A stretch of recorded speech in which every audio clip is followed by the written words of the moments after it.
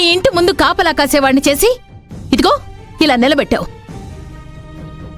నువ్వు చెయ్యాల్సిందంతా చేసి నేనొచ్చేసరికి డ్రామాలాడుతున్నావా?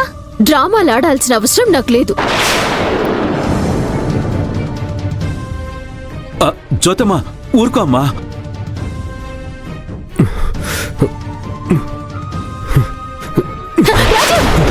రాజీవ్! రాజీవ్! రాజీవ్! నాన్న! రాజీవ్! నాన్న రాజీవ్! రాజీవ్ బాబు ఆగండి, దగ్గరికి రావద్దు.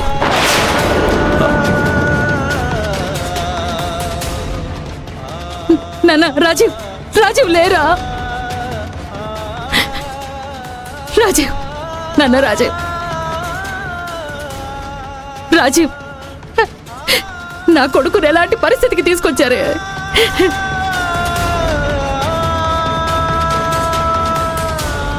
రాజీవ్, హాస్పిటల్కి తీసుకెళ్ళాలి, కాస్త సాయం పట్టండి.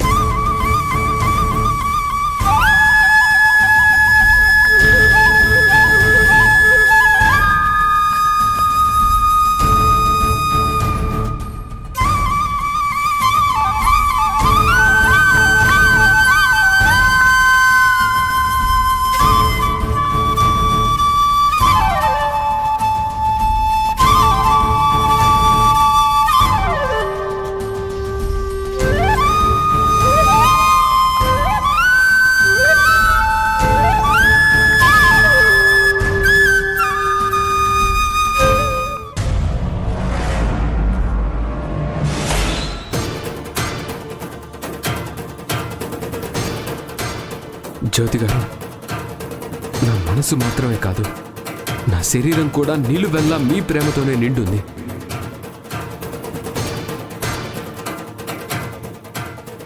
మీరు నాతో వచ్చే వరకు నేను మీ ఇంటి ముందే నిలబడతా.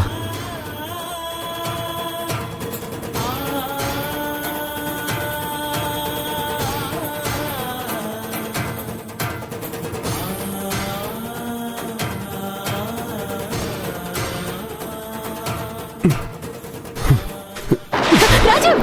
రాజీవ్! నాన్న రాజీవ్! స్వామి, దొరబాబుకి ఏం కాకుండా చూడు.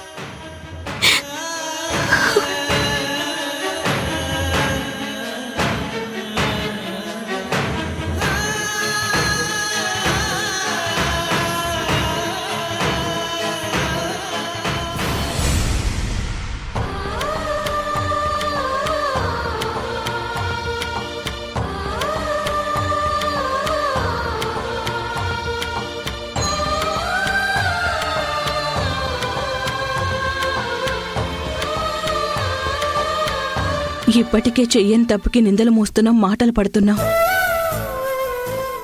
ఇప్పుడేమో ఆ దొరబాబుకి ఇలా అయింది. ఇంకెన్ని మాటలు అంటారో ఏంటో.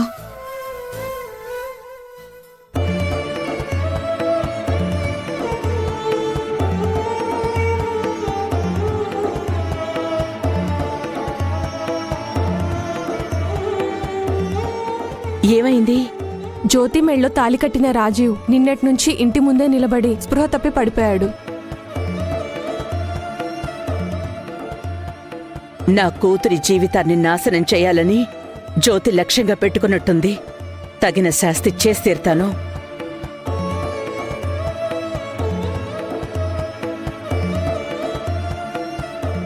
ఏమైంది రమణమ్మా? బయట అందరూ జ్యోతి గురించి నానా రకాలుగా మాట్లాడుతున్నారేంటి? అంతా మా కర్మ శారదమ్మా.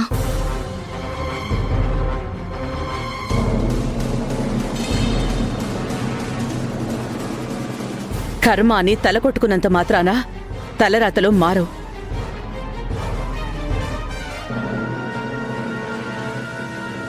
జనాలు మాటలతో పెట్టే వాతలు మారవు రమణమ్మ.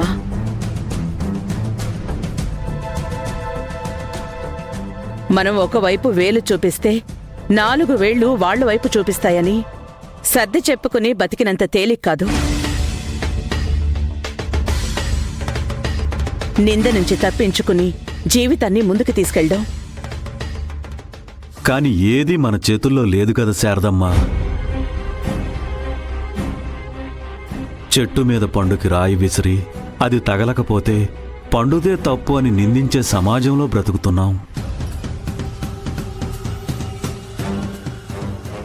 మాట పడకుండా ప్రయత్నం చేయగలం తప్ప అనే నోటిని మనం ఆపలేం కదమ్మా.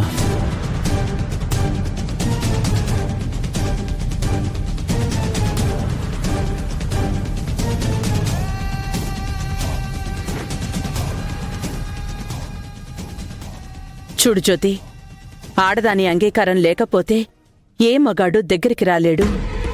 ఎంతో కొంత చొరవ చూపించకపోతే ఆడపిల్లతో చనువుగా ప్రవర్తించలేడు. అలాంటిది ఆ రాజీవ్ అంతమంది ముందు పక్కన తను పెళ్లి చేసుకునే అమ్మాయి ఉండగా తెగించి నీ మెళ్ళో తాళి కట్టాడు.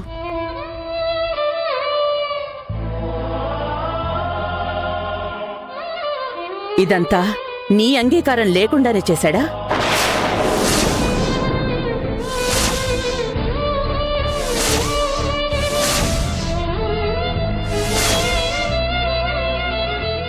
అంటే ఈ అనుమానం నాతో పాటు చాలా మందికుంది.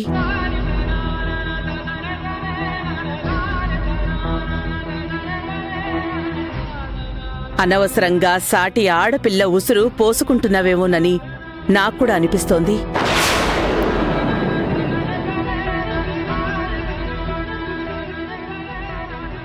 జరిగిందేదో జరిగింది అనుకోకుండా వీలైనంత త్వరగా రాజీవ్ బాబు మనసు మార్చి శ్రావ్యని పెళ్లి చేసుకునేటట్టు చేసే బాధ్యత నీదే.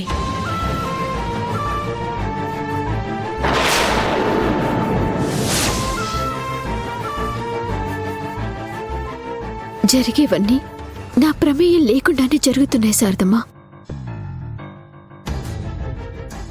కానీ చూసే వాళ్ళకి మాత్రం నా వల్లే అంతా జరిగిందని బ్రహ్మపడేలాగా పరిస్థితులుంటున్నాయి.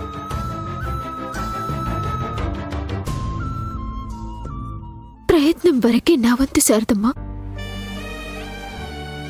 అవతలి వాళ్ళ మనసు మీద నాకు అధికారం లేదు కదా.